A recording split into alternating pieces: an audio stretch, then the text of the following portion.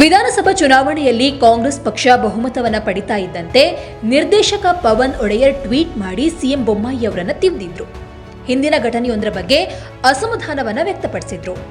ಮಾಮ ತೋರಿದ ದುರಹಂಕಾರ ನನ್ನ ಕಣ್ಣಿನಲ್ಲಿ ಇನ್ನೂ ಹಾಗೆ ಇದೆ, ಕನ್ನಡಿಗರು ಮುಟ್ಟಾಳರಲ್ಲ ಅಂತ ದನಿ ಎತ್ತಿದ್ರು.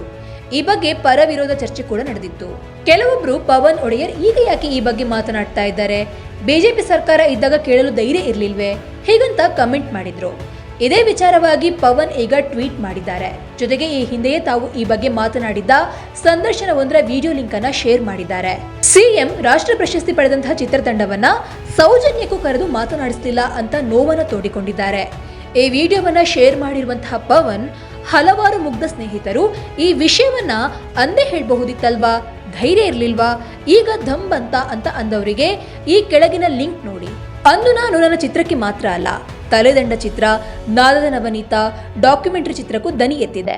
ಕನ್ನಡಿಗರಿಗೆ ಧಮ್ ಹುಟ್ಟಿನಿಂದಲೇ ಇರುತ್ತೆ ಅಂತ ಬರೆದುಕೊಂಡಿದ್ದಾರೆ.